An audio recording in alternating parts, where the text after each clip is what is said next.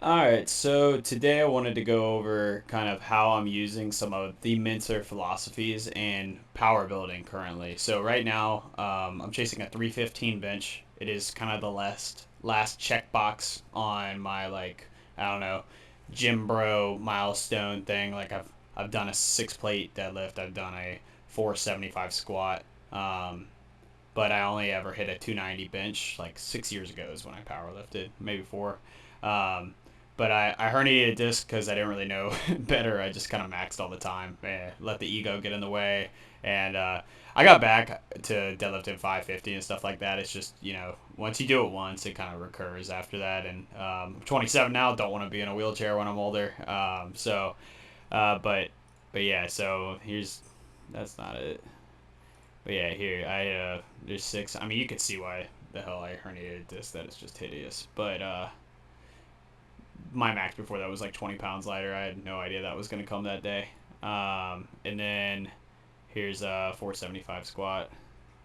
Um, but yeah, literally, I just have had a vendetta against bench my entire life because it's always been like chest has always been a weak point.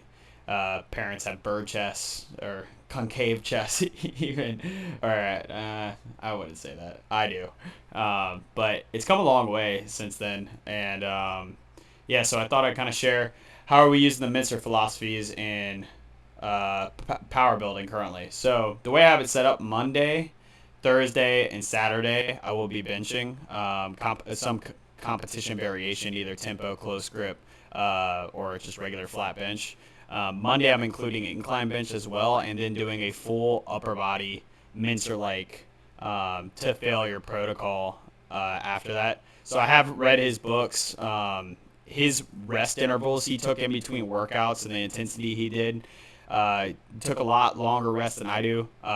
The way I'm kind of explaining it for other people to follow is more in the natural bodybuilding sense. Yes, I do train on the higher end of frequency and volume in this style that might not work for everybody. I have a very high recovery volume. I've been training for like a decade, and I just kind of have that brain where I have to go to the gym or else I'm just going to have anxiety the whole day. So personally, I just love to train. So this is kind of how you can implement it while going to the gym a little bit more frequently. So this is my day today. So decline weighted crunch. Did 40 this last week, and here's the progression for the weights if you want to pause it and read through it. But um, but yeah, let's get into it. So starting off, we had a leading up or kind of like a tapering up set of four with 215. So I actually have one of my really close friends named Gabe Langenbucher, who's a very, I'd say, close to elite powerlifter, high end of intermediate. Like he's got a four bench, um, like a six, close to a seven deadlift, and almost over a 600 squat. So he's giving me a lot of advice on bench because I just have had shoulder issues, chest doesn't really get involved, but had me work up to a 245 single. Everything today was pretty easy, just focusing on form. He gave me two cues to focus on this workout, and it was have a long neck, which I've never heard that before. I thought that was interesting. And then he thought I was pulling myself out of position when I was benching, so my shoulders were coming out of place. So we're just focused on extending at the elbows. I'm gonna see how much he's okay with me sharing on this, but yeah, followed that up with incline bench. Before that, I had been following a 3x5 on incline. We're backing off to a little higher reps now.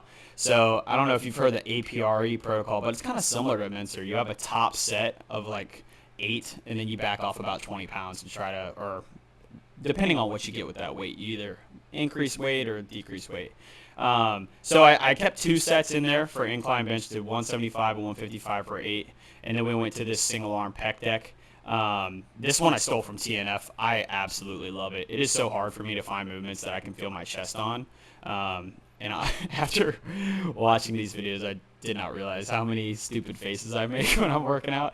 But uh, but yeah, so we went 160 for 10 here. We did 160 for 8 last week. I'm really thinking about kind of turning my wrist and pointing it up towards the sky so I can take my front delt out of the movement. My shoulders take over on everything when I'm pressing and doing chest. But yeah, keeping that hand near the pec so I can feel it activating. So the aspect of including Mentzer in these workouts is really just how hard he trained to failure, um, and how little volume he did compared to like Arnold at the time.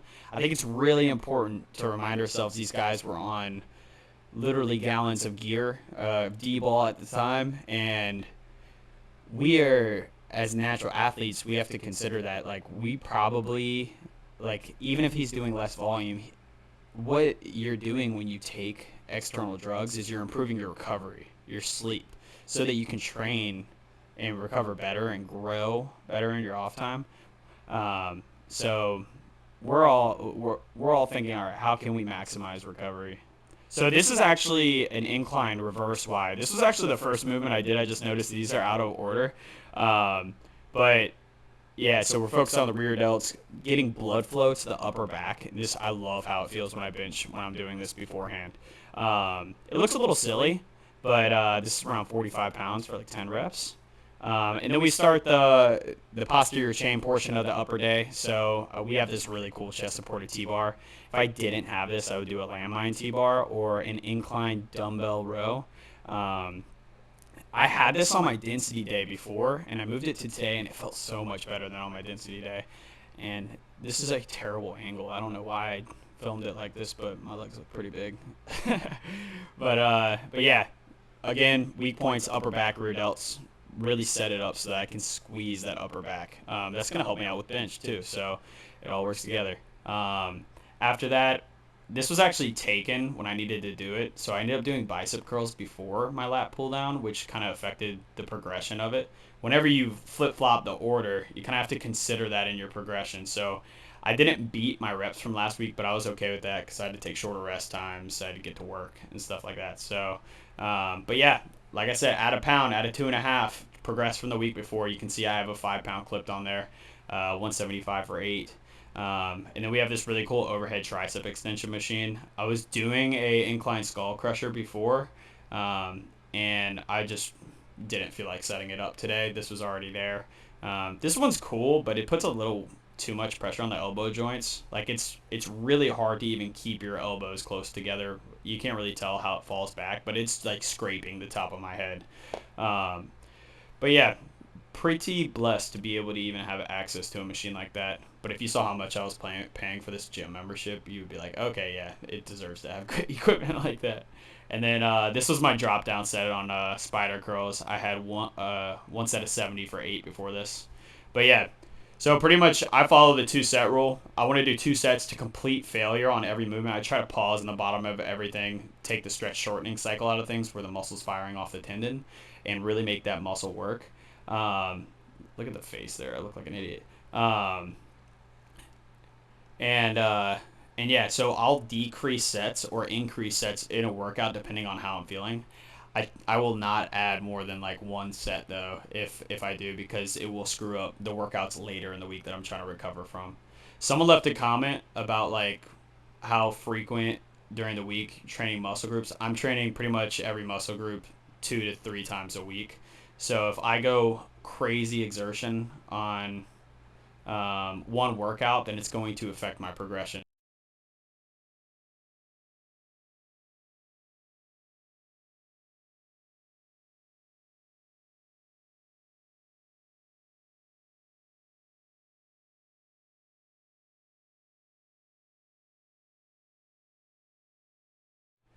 Can you hear me now? Sweet.